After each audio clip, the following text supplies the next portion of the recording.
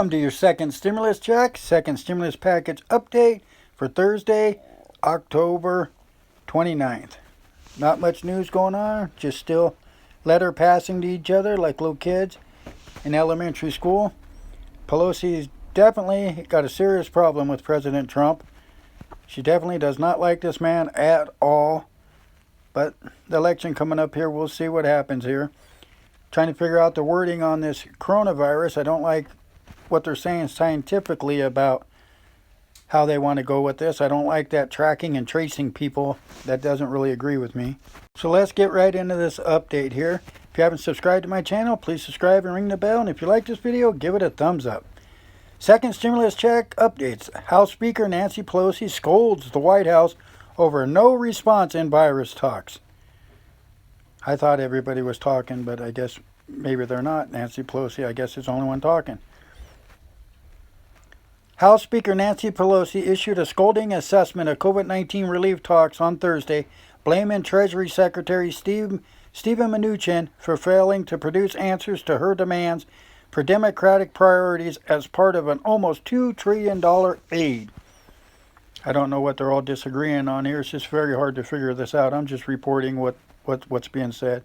Pelosi lobbed her latest public relations volley with a letter to Mnuchin that blames Republicans for failed talks, which ground on for 3 months only to crater in the final days before the election. Where the talks go after the election is anybody's guess. Pelosi says remaining obstacles to an agreement include more than a half dozen big-ticket items, including a testing plan, aid to state and local governments, funding for schools, jobless benefits, and the GOP sought shield against the coronavirus-related lawsuits. Republicans who say Pelosi has been unyielding in talks will control the White House and the Senate until January, regardless of the outcome of Tuesday's election, and have pressed for more targeted aid package that ignores key Pelosi demands.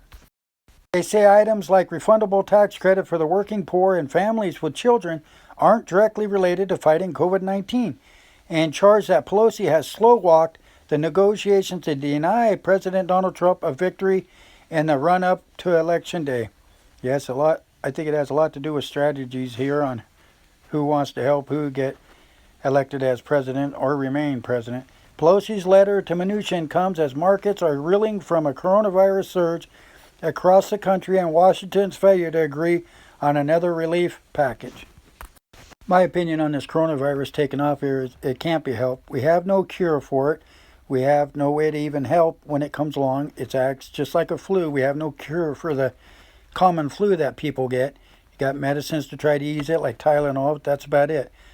My opinion, believe this coronavirus flu is just going to have to play out just like the common flu does every year. The California Democrat has played hardball in the talks and has for months demanded a $2 trillion plus COVID-19 relief deal that's larger than the landmark $1.8 trillion CARES Act that swept through the Congress in March. The White House shot back that Pelosi is uninterested in compromising on major issues. I don't think this recovery depends on the assistance package per se, but I do think unemployment assistance, payroll protection program, small business assistance, helping the schools, that could help a lot, and it's not going to happen. Kudlow complained that Pelosi's letter was delivered to Politico for an early morning PR pop before it made it to Mnuchin. They're still just back. I guess this is how politicians play hardball with each other, just argue back and forth bickering. Recent weeks of secretly talk have been accompanied by a lot of optimistic talk from Pelosi and at times from her administration counterparts. But still, no results have come of this here. Trump, who was eager for a deal that would have let him issue another round of $1,200 direct payments in his name, Senate Majority Leader Mitch McConnell advised Trump against a deal before the election, warning it would divide Republicans. By the time they get done figuring out what they're going to do, that $1,200 isn't going to help people too much because they're going to be so far in debt. This concludes the stimulus package deal update as of October 29th. Again, if you haven't subscribed, please subscribe and ring the bell and give this video a thumbs up. Most of all, take care out there and be safe.